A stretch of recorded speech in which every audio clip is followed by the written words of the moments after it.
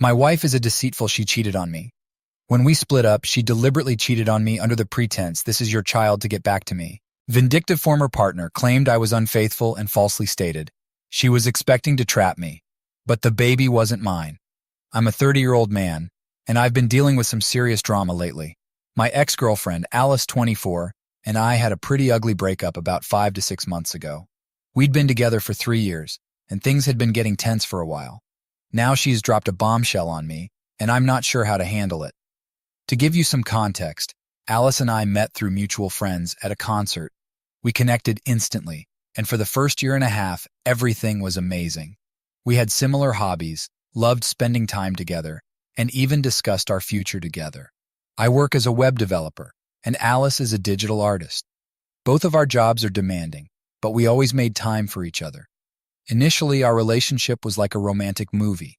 We'd go on impromptu weekend getaways, try new eateries, and spend lazy Saturdays binge-watching movies. We introduced each other to our families, and everything seemed ideal. My parents adored her, and her parents seemed to like me too. But as time went on, issues began to surface. It started with small things. Alice would make remarks about how much time I spent at work, or how close I was with some of my female friends. Initially, I didn't think much of it, assuming it was just normal relationship stuff. However, things quickly escalated. Alice became increasingly jealous and possessive. She'd get upset if I hung out with my female friends, even in group settings. She started checking my phone when I wasn't looking and questioning me about every text or call I got. I tried to reassure her, but nothing seemed to help. One time, I was out with my best friend Tom and his girlfriend for dinner. Alice was supposed to join us but had to cancel last minute due to work. Later that night, she called me in tears, accusing me of lying about who I was with because she saw an Instagram story from a mutual friend who happened to be at the same restaurant. It took me hours to calm her down and convince her that I wasn't cheating. Things got worse when I started a major project at work. I was putting in extra hours, often coming home late. My team included a few women, and Alice couldn't handle it. She'd call me multiple times during the day, show up at my office unexpectedly, and even started following me to catch me in the act. I tried everything to make her feel secure. I offered to let her meet my coworkers, shared my location with her, and even considered quitting the project. But nothing was enough. The constant accusations and lack of trust were wearing me down. The final straw came when she accused me of cheating on her with a coworker named Jenny. Jenny and I had been working closely on the project, often staying late to meet deadlines. Alice saw some texts between us discussing work and completely lost it. She showed up at my office one evening when Jenny and I were the only ones left working on a presentation. Alice burst into the conference room screaming and crying. She accused Jenny of trying to steal me away and called her all sorts of horrible names. I tried to calm her down, but she was hysterical. She screamed at me and threw a coffee mug at me, missing thankfully. Security had to be called to escort her out. I was mortified, and Jenny was understandably shaken. The next day, I had to explain the situation to my boss. He was understanding, but warned me that this couldn't happen again. Jenny was professional about it, but things were awkward between us after that. Some of my other coworkers started treating me differently too, like I was the guy with a crazy girlfriend. After that incident, I knew I couldn't continue the relationship. I took a day off work and went to Alice's apartment to break things off. I explained that her lack of trust and constant accusations had become too much to handle. I told her that her behavior was affecting not just our relationship, but my work and other friendships too. She didn't take it well. There was a lot of yelling, crying, and name-calling. She accused me of never loving her, of using her, of cheating on her throughout our relationship. She even threw some of my stuff out the window of her apartment. It was ugly, to say the least. As I was leaving, she threatened to make me pay and ruin my life for breaking her heart. I didn't think much of it at the time, chalking it up to the heat of the moment. I was just relieved to be out of the relationship. For the next few weeks, Alice kept trying to contact me. She'd call, text, and even show up at places she knew I frequented. Her messages ranged from pleading for another chance to threatening to tell everyone I knew what a cheating scumbag I was. I blocked her number on all social media, and eventually, she seemed to get the message and backed off. I spent the next couple of weeks trying to get my life back on track. I threw myself into work, started going to the gym more, and reconnected with friends I'd neglected during my relationship with Alice. Things were finally starting to feel normal again. That brings us to last week. I was at home on a Saturday evening, enjoying a quiet night in. I'd ordered Chinese food, poured a glass of wine, and was settling in to watch a documentary when there was a knock on my door. I wasn't expecting anyone, so I was a bit confused. I opened the door, and there stood Alice. She was pale and looked like she hadn't been sleeping well. Before I could say anything, she blurted out, "I'm pregnant, and it's yours." I was stunned. My first reaction was disbelief. We'd always been careful, and given how our relationship ended, I couldn't help but wonder if this was some kind of trick to get me back. I asked her how far along she was, and she said about 3 months. My mind was racing. 3 months ago, we were still together, but things were already bad between us. I tried to remember the last time we'd been intimate, but everything from that period was a blur of arguments and tension. I invited her in, more out of shock than anything else. We sat in my living room. I asked her how she found out and when she'd taken the test. She said she'd missed her period and took a home test, then went to a doctor to confirm it. I told her I needed some time to process this. I offered her a glass of water and went to the kitchen to clear my head. When I came back, I found her going through my phone, which I'd left on the coffee table. "What the hell are you doing?" I yelled. She jumped, dropping my phone. "I was just checking the time." "No, you were snooping, just like you always do." I had had enough and told her I needed proof before I could even begin to process this information. I asked for a paternity test, which seemed to upset her. She accused me of not trusting her ironic, given our history, and said I should just believe her. "After everything we've been through, you should know I wouldn't lie about this," she said, tears in her eyes. But all I could think about were the countless times she'd accused me of lying and cheating when I'd done nothing wrong. I refused to accept what she was saying without concrete evidence. I told her that given how things ended between us and her past behavior, I couldn't just take her word for it. I said I'd be willing to discuss this further if she could provide medical proof of the pregnancy and agree to a paternity test. Alice got angry. She called me every name in the book, saying I was a coward for not stepping up and taking responsibility. She threatened to tell all our mutual friends and my family that I was abandoning her and my supposed child. Then she stormed off, slamming the door behind her. Since then, I've been a mess. I can't focus at work, I'm not sleeping well, and I feel like I'm constantly on edge. Part of me wonders if I'm being too harsh. What if she really is pregnant? But another part of me can't shake the feeling that this might be a manipulation tactic. I've spent hours researching online about false pregnancy claims and paternity rights. I've thought about reaching out to Alice, but every time I consider it, I remember how toxic our relationship had become and how much happier I've been since the breakup.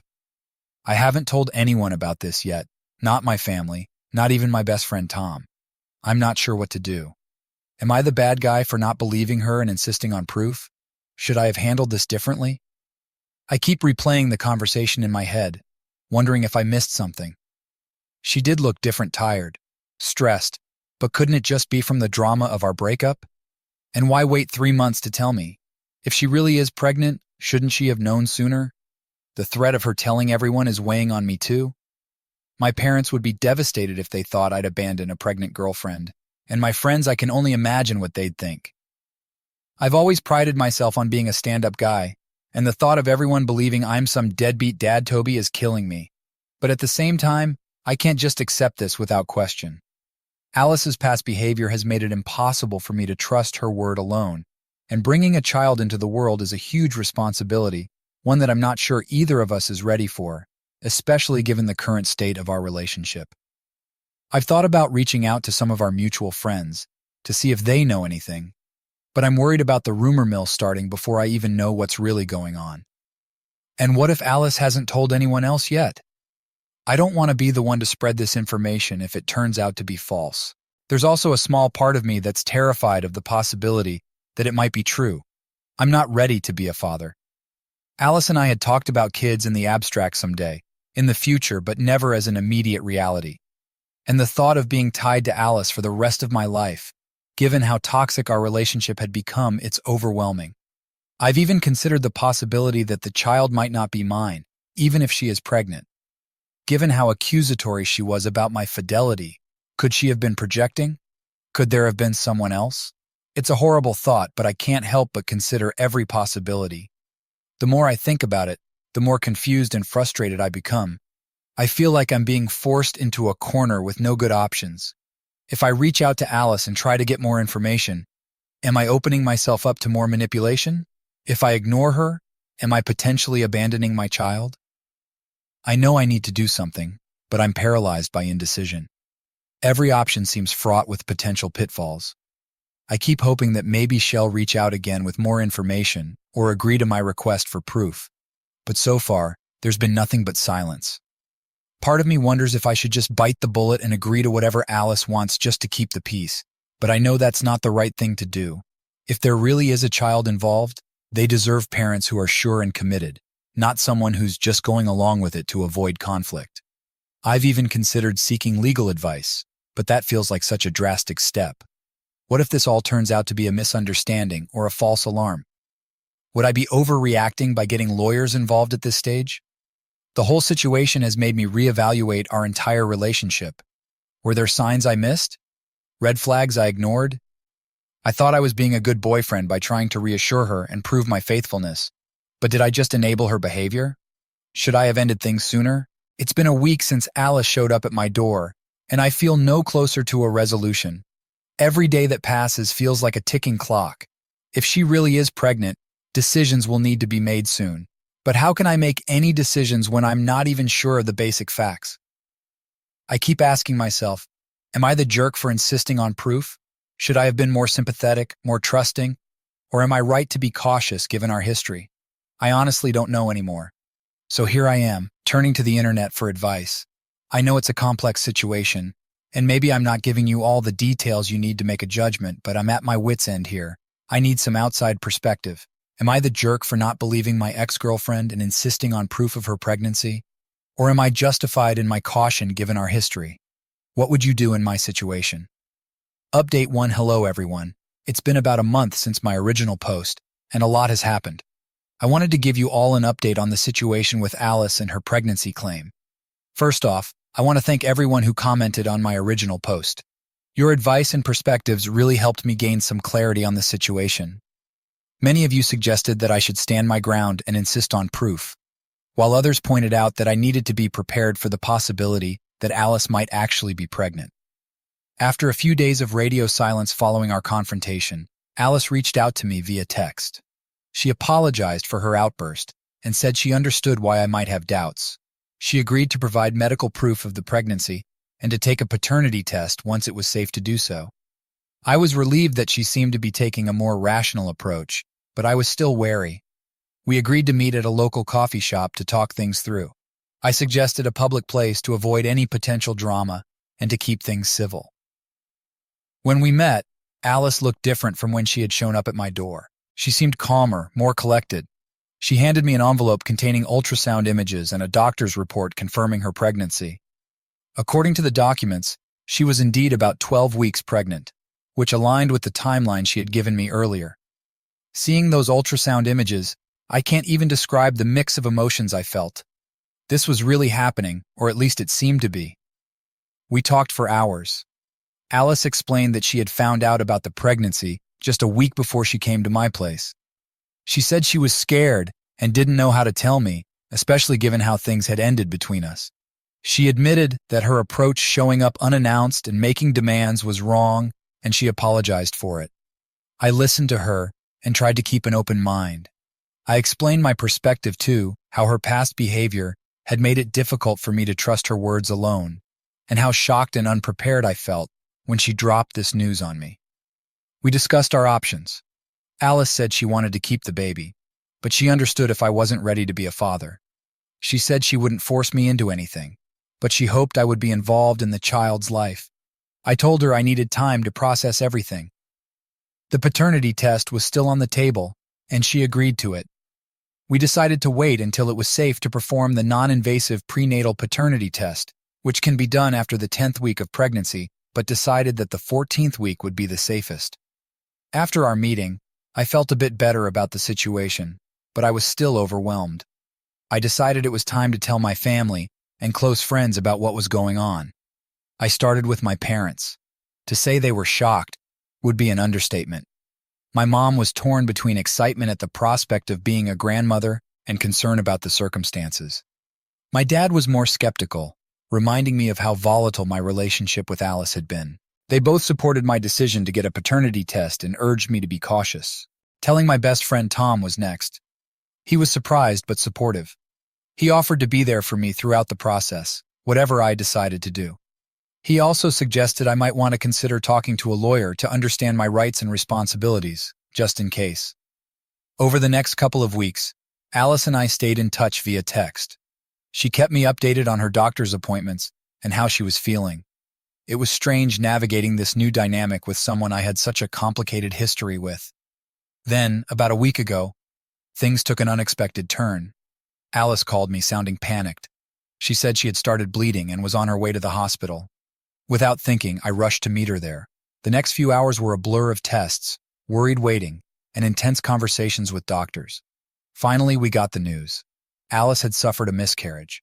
The doctor explained that it was unfortunately common in early pregnancies and that it wasn't anyone's fault. I was stunned. I hadn't even fully processed the idea of becoming a father, and now it was over. Alice was devastated. Despite our past issues, seeing her in so much pain was heartbreaking. I stayed with her at the hospital until she was discharged. On the drive back to her place, we barely spoke. Once at her apartment, Alice broke down. She apologized again for how she had handled everything, saying she had been scared and didn't know what to do. She admitted that her past behavior, the jealousy, the accusations, had been wrong, and losing the baby had made her realize how much she had messed things up between us. I listened to her, feeling a complex mix of emotions. Part of me was sad about the loss of a potential child, even though I had been unsure about becoming a father. Another part felt relief, which then made me feel guilty. And there was still a small voice in the back of my mind, wondering if this whole thing had been real. I asked Alice if she had told anyone else about the pregnancy. She said no, that she had been waiting to get past the first trimester before telling her family and friends. So now only my parents, Tom, and I knew about the whole situation. We talked for hours that night about the pregnancy, about our failed relationship, about where we go from here. Alice said she was going to start therapy to work on her trust issues and jealousy. She didn't ask to get back together or try to manipulate the situation, which I appreciated. I told her I needed some time and space to process everything that had happened. She understood and agreed that it was probably for the best if we didn't see each other for a while. As I left her apartment that night, I felt drained but also somewhat relieved. The roller coaster of emotions over the past few weeks had been exhausting. Now, a week later, I'm still trying to make sense of everything that happened. I've been seeing a therapist to help me work through my feelings about the whole situation. It's been helpful to have a neutral party to talk to. I've also been doing a lot of thinking about my relationship with Alice and my own behavior. While I still believe I was right to ask for proof of the pregnancy, I've realized that there were times in our relationship where I could have communicated better or been more understanding of her insecurities. Alice and I have texted a few times since that night. She's been going to therapy and says it's helping her understand her behavior better. She's apologized again for how she treated me during our relationship and for how she handled the pregnancy news. I'm not sure what the future holds for us. I don't think we'll ever get back together romantically. Too much has happened, and I think we're better off apart. But I'm open to the possibility of eventually developing a friendship once we've both had time to heal and grow. As for the question of whether the pregnancy was real or not, I honestly don't know. The medical documents seemed legitimate, and the doctors at the hospital confirmed that Alice had miscarried. But given our history, there's still a part of me that wonders. I've decided that for my own peace of mind, I need to accept that it was real and move forward from there. I've learned a lot from this experience about communication, about trust, about how past actions can have long-lasting consequences on relationships. I'm trying to take these lessons and use them to become a better person and a better partner in the future. My parents and Tom have been incredibly supportive throughout this whole ordeal. They've listened when I needed to talk, given advice when I asked for it, and just been there for me. I'm grateful to have such a strong support system. Looking back at my original post, I can see how shocked and confused I was. I still stand by my decision to ask for proof, but I also understand now why Alice might have reacted the way she did initially. Fear and hormones can make people act in ways they normally wouldn't. To those who asked in the comments of my original post, no, I haven't told any of our mutual friends about what happened. Alice and I agreed that it was a private matter, and spreading the story would only lead to unnecessary drama and gossip. As for work, things have thankfully calmed down. The awkwardness with Jenny and my other coworkers has mostly dissipated. I've thrown myself into my projects, which has been a welcome distraction from everything else going on in my life.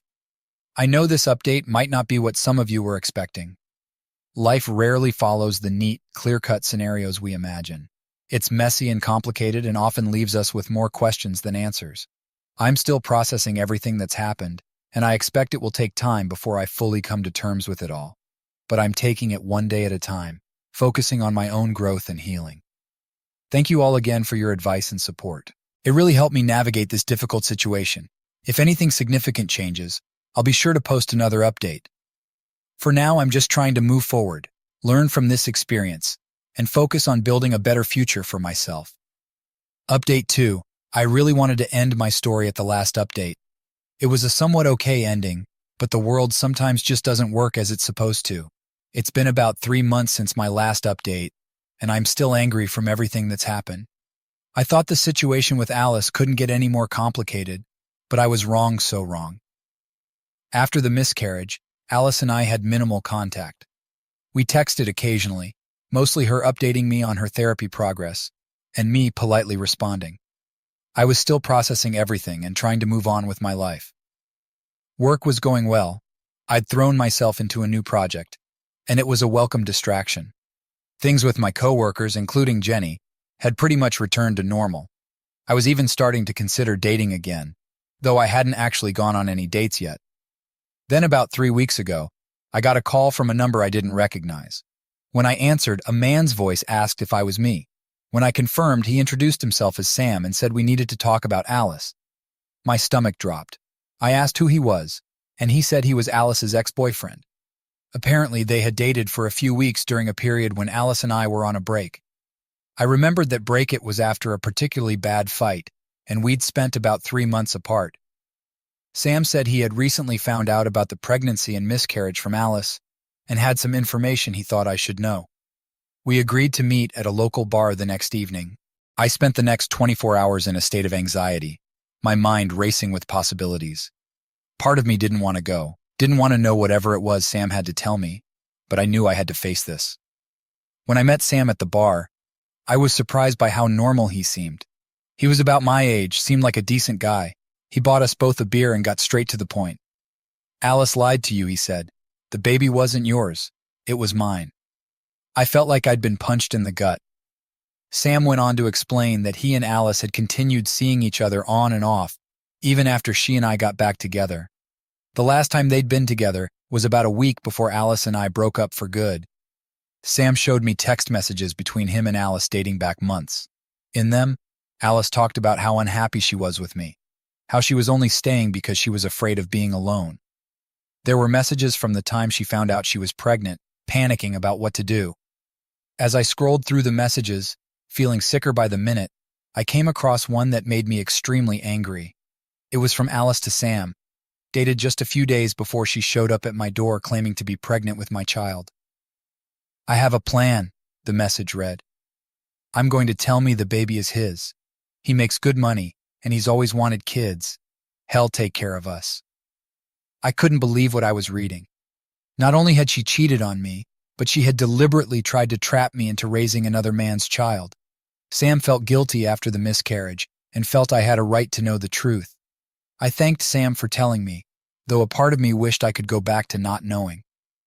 We finished our beers in silence, both lost in our own thoughts. Before he left, Sam apologized for his part in the whole mess. I couldn't bring myself to hate or blame him since I appreciated the gesture of him telling me everything. After Sam left, I sat at the bar for a long time, trying to process what I had just learned. The bartender must have sensed something was wrong because he gave me the next beer on the house. I went home that night feeling numb. I couldn't sleep, couldn't eat. The next day, I called in sick to work. I needed time to think. I spent the day alternating between anger and disbelief. How could Alice have done this? How could she have lied so easily, so thoroughly? And how could I have been so blind? I thought back to all the times Alice had accused me of cheating, all the jealous outbursts and invasions of privacy.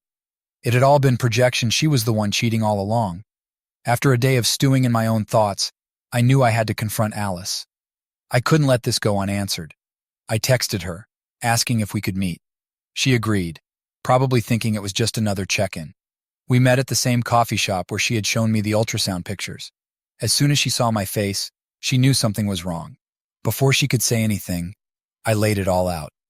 I told her about my meeting with Sam, about the text messages, about everything I now knew. For a moment, she looked like she was going to deny it. But then she started crying, saying she was sorry and that she never meant for things to go this far. I asked her how she could do this to me, how she could lie about something so huge, try to trap me into raising a child that wasn't mine. She said she had been scared and desperate, that she thought if she could just get me to accept the baby as mine, everything would work out. I told her that what she had done was unforgivable, that she had not only betrayed my trust in the worst way possible, but that she had been willing to bring an innocent child into her web of lies. Alice begged for forgiveness, said she would do anything to make it right, but I knew there was no making this right. The trust between us was irreparably broken. I told her that I never wanted to see her or hear from her again. I said that I hoped she would continue with therapy because she clearly needed help. Then I got up and walked out, ignoring her pleas for me to stay and talk. The next few days were a blur. I told my parents and Tom what had happened. They were furious on my behalf. My mom wanted to call Alice and give her a piece of her mind, but I asked her not to. I just wanted to be done with the whole situation. I also decided to tell a few of our mutual friends. I knew Alice might try to spin the story, and I wanted to get ahead of it. I didn't go into all the details, just said that Alice had cheated on me and lied about the pregnancy. Most of them didn't know about the drama that was going on and were shocked and supportive of me. One friend, though, admitted that she had suspected Alice might be cheating. She said she had seen Alice with another guy a few times, but wasn't sure if it was anything serious. She apologized for not telling me sooner. I was hurt that she hadn't said anything, but I understood why she hadn't wanted to get involved. At work, I finally told Jenny the whole story. She was incredibly understanding and supportive. She even admitted that she had always thought Alice seemed off but hadn't wanted to say anything negative about my girlfriend. We've actually grown closer through all of this, and I'm starting to see her in a new light. Who knows, maybe something might develop there in the future.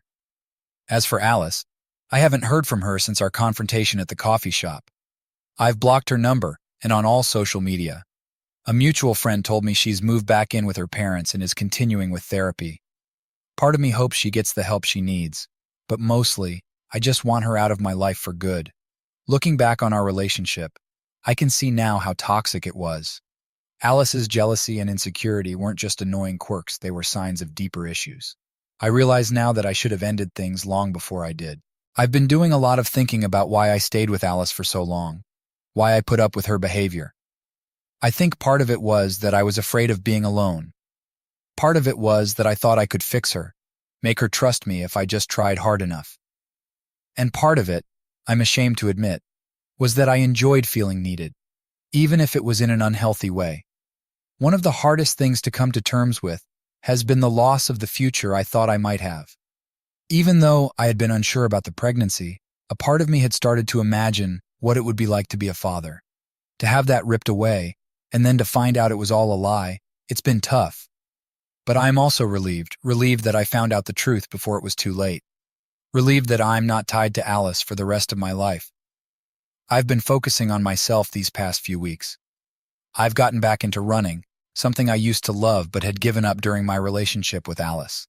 I'm reading more, spending time with friends, and even thinking about taking a solo trip somewhere. Work has been a great distraction. I've thrown myself into the new project and my boss has noticed. He's hinted that a promotion might be in my future if I keep it up. It's nice to have something positive to focus on. As for dating, I'm not ready to jump back into anything serious yet. I need time to heal and to learn to trust again. But I'm not closing myself off to the possibility of meeting someone new when the time is right. I've learned a lot from this whole experience about myself, about relationships, about trust. I've learned that it's important to trust your instincts. If something feels off, it probably is. To those who followed my story from the beginning, thank you for your support and advice. You helped me see things more clearly when I was too close to the situation to do so myself. If there's one thing I want people to take away from my story, it's this: trust is precious. And once it's broken, it's incredibly hard to rebuild. Don't stay in a relationship where you're constantly doubting your partner or yourself. And if someone shows you who they really are, believe them the first time. As for me, I'm taking things one day at a time. Some days are harder than others, but overall, I'm doing okay. I'm looking forward to the future, whatever it may hold, and I know that whatever challenges come my way, I'm strong enough to face them. This will be my final update on this situation. It's time for me to close this chapter of my life and move on. Thank you all again for your support throughout this crazy journey. Here's to new beginnings and better days ahead. Update 3. It's been about 11 months since my last update, and I honestly didn't think I'd be writing another one. I thought the Alice chapter of my life was closed for good, but life has a way of throwing curveballs when you least expect them. After everything that happened with Alice and the revelation about her cheating, I focused on moving forward with my life. I threw myself into work, continued with therapy, and started rebuilding my social life. Things were going well, all things considered. The promotion my boss had hinted at came through. I'm now leading my own team on a major project, which has been challenging but rewarding. Jenny and I have been working closely together, and I have to admit, there's definitely been some flirting going on.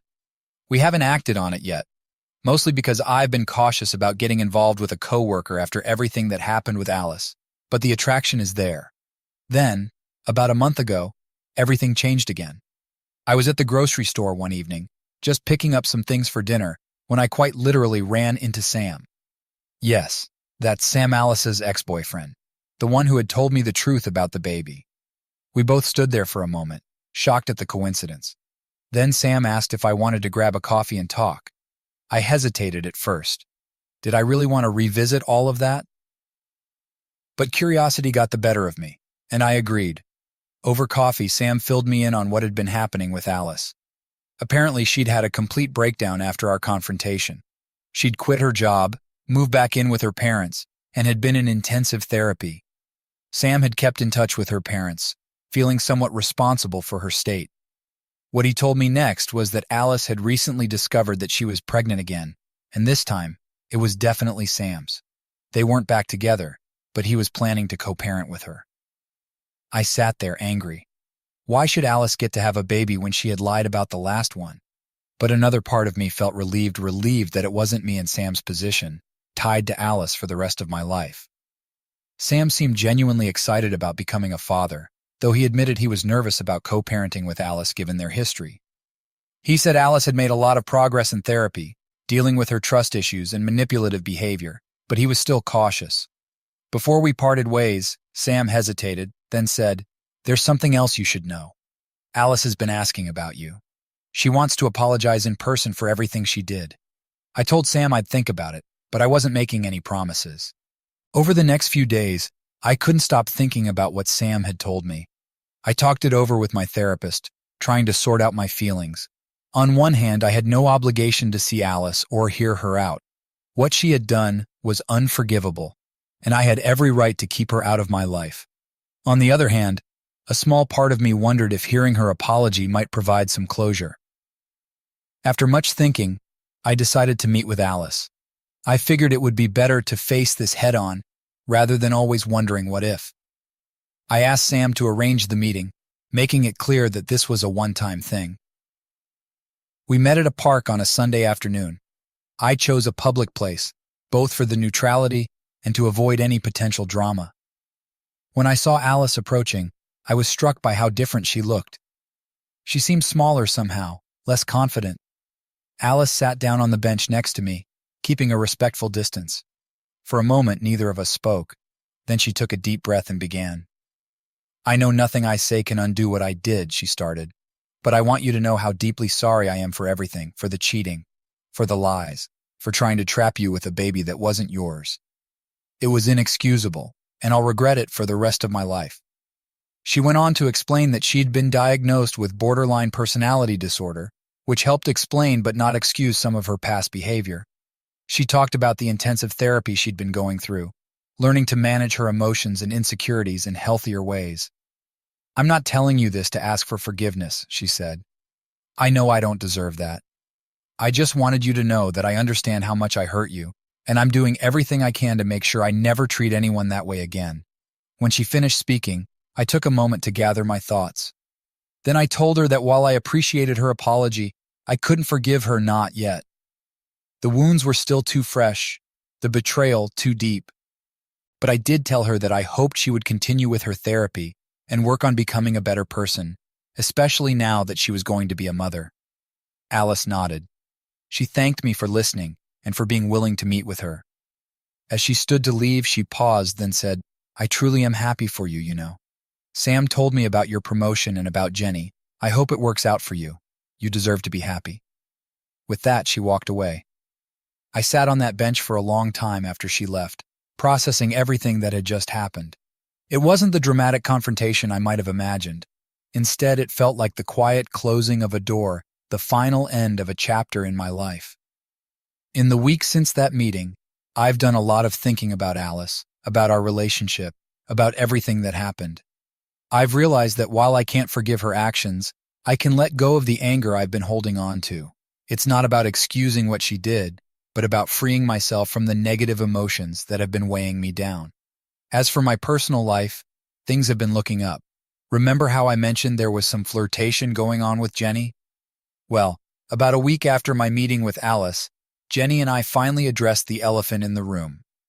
We decided to give dating a shot, with the agreement that we'd keep things professional at work and be open with our boss about the situation to avoid any potential conflicts of interest. It's early days yet, but being with Jenny feels different from any relationship I've had before. There's a level of trust and open communication that I never had with Alice. We're taking things slow, both of us aware of the potential complications of dating a coworker, but so far, it's been really good.